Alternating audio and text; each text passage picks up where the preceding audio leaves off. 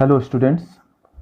आज हम 12th class English compulsory में टेक्स्ट बुक रेनबो के चैप्टर नंबर 16 द स्नेयर का अध्ययन करेंगे। रेनबो पाठ्य पुस्तक में कुल मिलाकर 5 कविताएं दी गई हैं। उनमें से 4 कविताओं का अध्ययन हम पहले कर चुके हैं। ये 5वीं और अंतिम कविता है। जेम्स स्टीफंस की लिखी हुई ये पोइम द स्नेयर, इसकी विषय वस्तु जो है वो वन्य जीवों के संरक्षण और उनकी स्वतंत्रता से संबंधित है, उनके दुखों को कम करने से संबंधित है।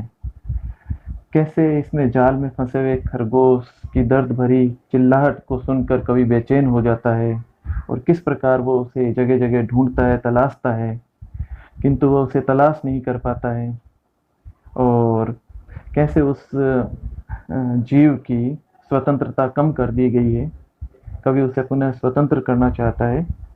और किस प्रकार से इन पंक्तियों के द्वारा कवि ने अपने पाठकों में जानवरों के प्रति सहानुभूति पैदा की है, इन सब चीज़ों के बारे में हम पढ़ेंगे। इस पोइम में 4 स्टेंजाज हैं, 4 छंद हैं, ए बी राइम स्कीम है। और प्रथम 3 स्टेंजा हैं, उसके अंदर आयम्बिक टेट्रामीटर को प्रयोग में लिया गया है। अंतिम स्टेंजा में ऐसा नहीं है। और साथ में ही हम इसमें देखेंगे कि हर एक स्टेंजा की लास्ट पंक्ति जो है वो अगले स्टेंजा की प्रथम पंक्ति भी है, और इस प्रकार से इस कविता में एक यूनिटी पैदा करने का प्रयास किया गया है। हम प्रथम स्टेंजा से शुरू करते हैं। I hear a sudden cry of pain, there is a rabbit in a snare, now I hear the cry again, but I cannot tell from where. I hear a sudden का मतलब होता है अचानक, अचानक आने वाला, अचानक होने वाला, क्विकली। और पेन का मतलब होता है दर्द। I hear a sudden cry of pain. कवि कहता है कि मैं अचानक एक दर्द भरी चीख सुनता हूँ। There is a rabbit in a snare.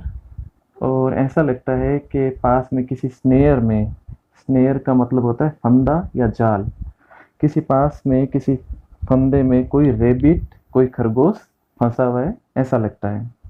तो there is a rabbit in a snare, तो पास में कहीं किसी फंदे में कोई खरगोश मुसीबत में है, फंसा हुआ है। Now I hear the cry again but I can not tell from where. और कवि कहता है कि उसे दोबारा वही चीखने की आवाज़ सुनाई दी, लेकिन वह बता नहीं पा रहा, कह नहीं सकता कि चीख की आवाज़ कहाँ से आ रही है। तो हमने देखा कि इन पंक्तियों में कवि ने जानवर के प्रति एक सिंपैथी प्रकट की है, एक संवेदना प्रकट की है। उसे अचानक एक दर्द भरी चीख की आवाज़ सुनाई देती है, और उस आवाज़ से ही वह पहचान लेता है कि कोई रेबिट जो है वो मुसीबत में है, लेकिन वो ये नहीं जान पाता है कि वो रैबिट कहाँ है। कोशिश करता है वो कि चीख कहाँ से आ रही है, और उसको वो जान नहीं पाता है। तो ये इन प्रथम 4 पंक्तियों में कवि ने एक लिटरेरी तरीका, जिसको पर्सोना कहते हैं, उसका प्रयोग करते हुए और सभी अपने पाठकों में जानवरों के प्रति संवेदनशीलता जगाने का प्रयत्न किया है। सेकंड स्टेंजा हम देखेंगे। But I can not tell from where he is calling out for it, crying on the frightened air, making everything afraid. कवि कहते हैं कि but I can not tell from where he is calling out for eight.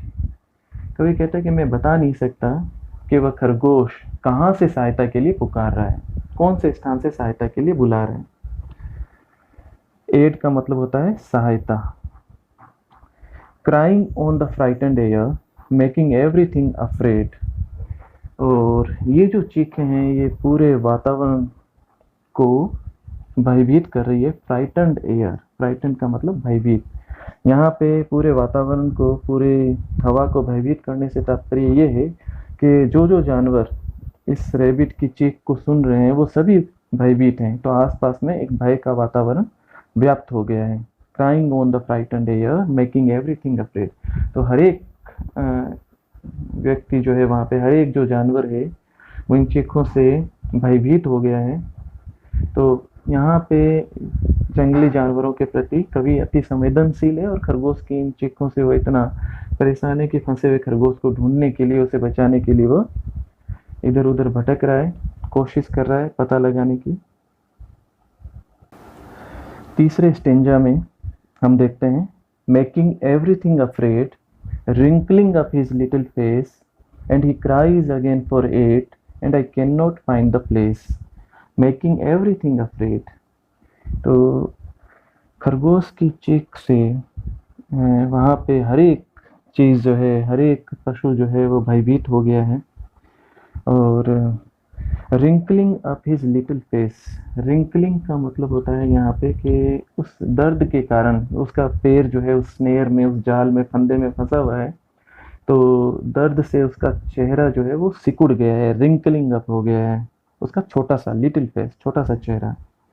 तो हर एक चीज़ भयभीत है, हर एक वातावरण में हर एक जगह भय व्याप्त है और उसका चेहरा जो है वो भय से सिकुड़ गया है।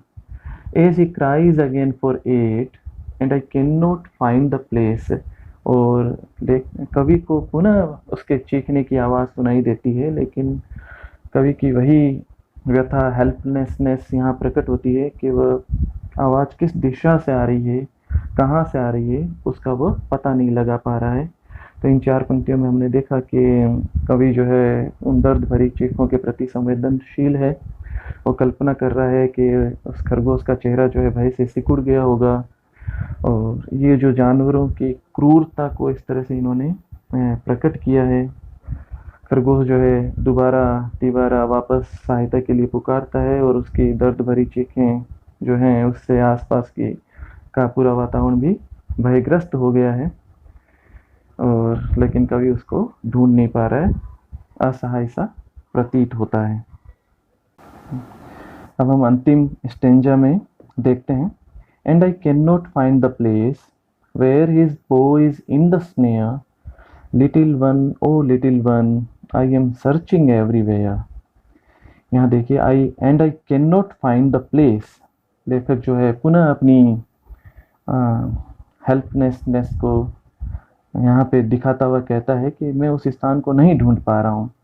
वेयर इज पो इज इन द स्नेयर, जहाँ उसका पंजा, यहाँ पो का मतलब है पंजा, वहाँ जहाँ उसका पंजा जो है उस स्नेयर में फंसा हुआ है, उसको मैं ढूंढ नहीं पा रहा हूँ।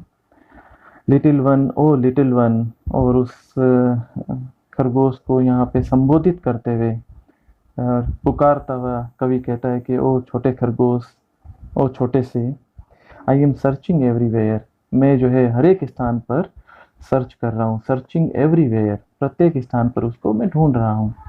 तो इन पंक्तियों में हमने देखा कि कवि इस स्थान को ढूंढ नहीं पा रहा है। खरगोश का पंजा जो है, जो जहाँ पे जाल में फंसा हुआ है, उसको, उस खरगोश का जो दर्द है कवि का अपना दर्द बन गया है। वो स्वयं भी उसी भांति परेशान है जिस प्रकार से वो जाल में फंसा हुआ खरगोश है, और उस असहाय और निस्सहाय खरगोश को ढूंढने के लिए कवि भी प्रयत्न कर रहा है और सहानुभूति दर्शाता है और उसको संबोधित करता है।